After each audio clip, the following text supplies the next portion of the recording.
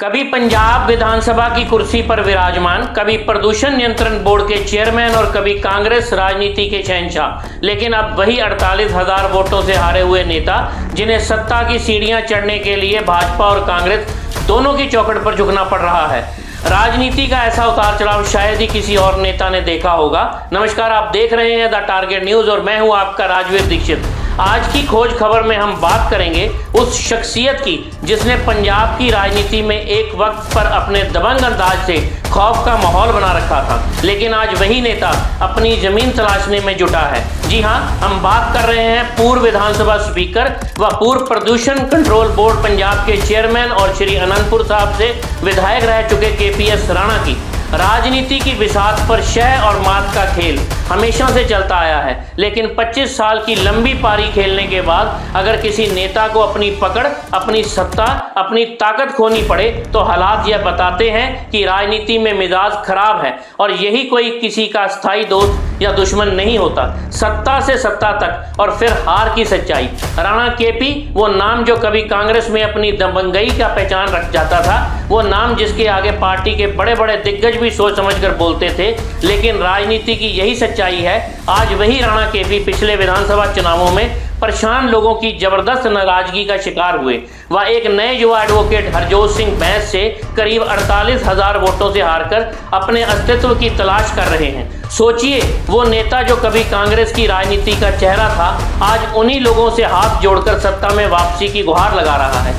राणा की दबंग छवि, जनता में डर और दबी जुबान की बातें। कहा जाता है राणा KP का अंदाज ऐसा था कि उनके खिलाफ कोई बोलने की हिम्मत नहीं करता था। यहाँ तक कि उन्हीं की किचन कैबिनेट के लोग दबी जुबान से यह तक कहते थे, जिन्हें राणा KP नाल यारी पा लई उसे यार दी लोड़ नहीं, जिन्हें उन्हां नाल दुश्मनी पा लई तां सोने की जरूरत नहीं। यानी साफ है, अगर दोस्ती है और किसी की जरूरत नहीं, अगर दुश्मनी है तो नींद हराम हो जाएगी। यह व्यंग भले ही हो, लेकिन इस बात से राणा की छवि को भोली भाली जनता के बीच और भी नकारात्मक व खतरनाक बना दिया है। भाजपा का कनेक्शन, लेकिन अधूरी कहानी। अब सबसे बड़ा सवाल, क्या राणा KP सिर्फ कांग्रेस के लिए ही राजनीति करते हैं? जवाब है नहीं। दरअसल राणा KP ने कांग्रेस के साथ साथ भाजपा में भी अपनी पकड़ बनाने की पूरी कोशिश की है। पंजाब में सत्ता परिवर्तन के बाद एक वक्त ऐसा भी आया जब खबरें थी कि वह भाजपा ज्वाइन करने वाले हैं, लेकिन उस समय भाजपा ने साफ इनकार कर दिया। समाचार पत्रों में इस मामले की सुर्खियां बनी कि भाजपा राणा KP को लेने के मूड में नहीं है।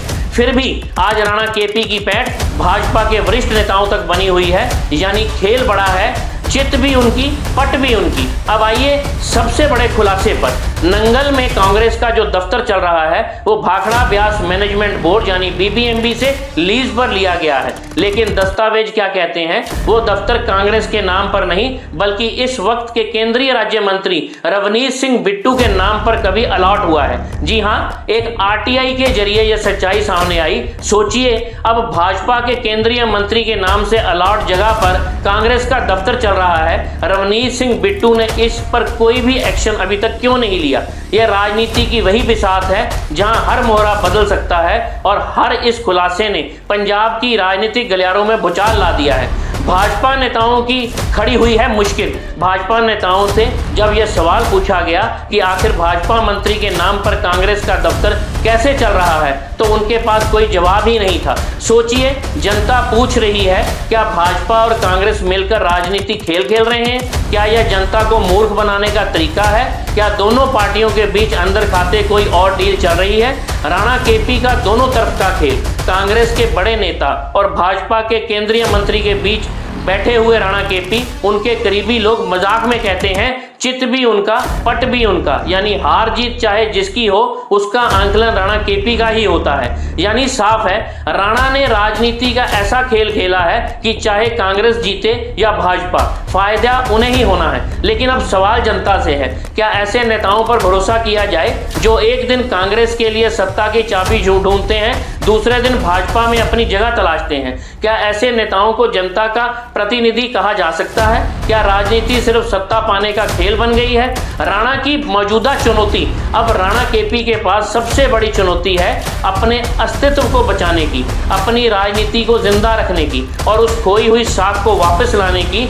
25 साल की राजनीति का अनुभव उन्हें है, लेकिन जनता अब अनुभव नहीं, ईमानदारी चाहती है। जनता अब दबंग छवि नहीं, साफ छवि चाहती है। एक सच्चाई यह भी, आज राजनीति की बिसात पर राणा केपी के पास बहुत कम मोहरे बचे हैं। उनकी हार ने उनके विरोधियों को मजबूत किया है। उनकी छवि ने उनकी अपनी पार्टी में सताए हुए लोगों को ही दुश्मन बनाकर खड़े कर दिया है और भाजपा में उनकी एंट्री आज भी सवालों के घेरे में है। आखिर कब तक कोई नेता दोनों तरफ का खेल खेल पाएगा? आखिर कब तक जनता इस शाह मैच के खेल की कीमत चुकाएगी? तो दोस्तों, यह थी हमारी आज की खोज खबर। पूर्व विधानसभा स्पीकर केपीएस राणा की राजनीति की असली तस्वीर जो लोगों से बात करके पेश की गई।